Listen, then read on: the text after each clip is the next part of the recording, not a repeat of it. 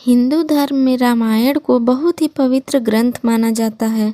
रामायण में भगवान राम के जीवन का उल्लेख मिलता है। रामायण का सार तो सभी लोग जानते हैं, लेकिन रामायण में कई ऐसी कहानियां हैं जिनके बारे में बहुत ही कम लोगों को मालूम है।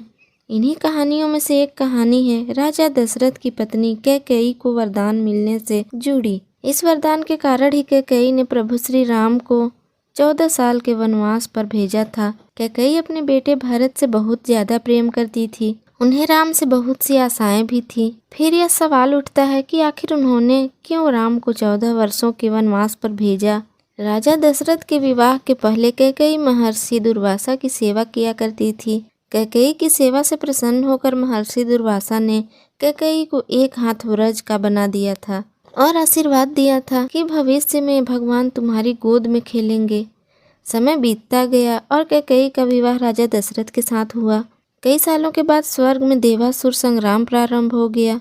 देवराज इंद्र ने राजा दशरथ को सहायता के लिए बुलाया। रानी कैकेयी भी महाराज की रक्षा के लिए सारथी बनकर देवासुर संग्राम में पहुंची थी। युद्ध के दौरान महाराज दशरथ के रथ के पहिए की कील निकल गई और रथ लड़खड़ाने लगा। ऐसे में कैकेयी ने कील की जगह अपनी उंगली लगा दी और महाराज की जान बचा ली। राजा दशरथ कैकेयी के युद्ध भूमि में साहस से बहुत प्रसन्न हुए और उन्हें 3 वरदान मांगने के लिए कहा। कैकेयी ने उस समय प्रेमवश में कह दिया कि इसकी जरूरत नहीं है, अगर कभी जरूरत होगी तो मांग लूंगी। कैकेयी ने राजा दशरथ को इसी वरदान के जाल में फंसा लिया और राम के लिए 14 वर्ष का वनवास मांग लिया। लेकिन राम के लिए कैकेयी ने 14 वर्ष का वनवास ही क्यों मांगा, इसके पीछे कई अनेक राज हैं। कैकेयी ने ही भगवान राम के लिए 14 वर्ष का वनवास मानकर यह समझाया कि व्यक्ति युवावस्था में अपनी 14 यानी 5 ज्ञानेंद्रियां, 5 कामेंद्रियां और मन, बुद्धि, चित्त और अहंकार को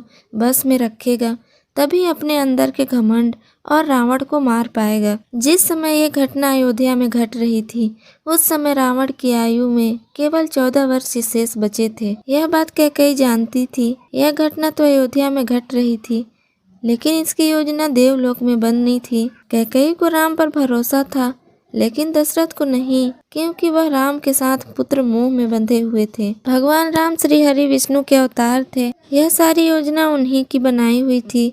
इस योजना में भगवान राम ने सरस्वती से मंथरा की मति में अपनी योजना डलवाई।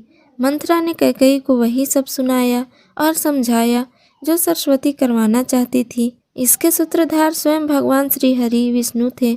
उन्होंने ही यह योजना तैयार की थी। कैकेयी यह जानती थी कि यदि राम अयोध्या के राजा बन गए तो रावण का वध नहीं होगा। इसके लिए वन में तप करना जरूरी था। कैकेयी चाहती थी कि राम केवल अयोध्या के ही सम्राट ना बने रह जाएं, वह विश्व के समस्त प्राणियों के हृदय के सम्राट बने। इसके लिए राम को अपनी समस्त शोधित इंद्रियों अंततः करण को तप के द्वारा सिद्ध करना होगा। रामायण और महाभारत दोनों में ही 14 वर्ष के वनवास की बात सामने आती है। रामायण में भगवान राम को 14 वर्षों का वनवास भोगना पड़ा था, जबकि महाभारत में पांडवों को 13 वर्ष का वनवास और 1 वर्ष का अज्ञातवास झेलना पड़ा था। इसके पीछे ग्रह गोचर भी मायने रखते हैं। उन दिनों मनुष्य की आयु आज के जमाने से काफी ज्यादा हुआ करती थी, इसलिए ग्रहों की दशा भी ज्यादा होती थी। शनि चालीसा में उल्लेख मिलता है, राज मिलत बन राम ही दिन्हा, कैकेयी की मति हरि लिन्हा। यानी शनि की दशा के कारण कैकेयी की मति मारी गई और भगवान राम को शनि के समय अवधि में वन वन भटकना पड़ा।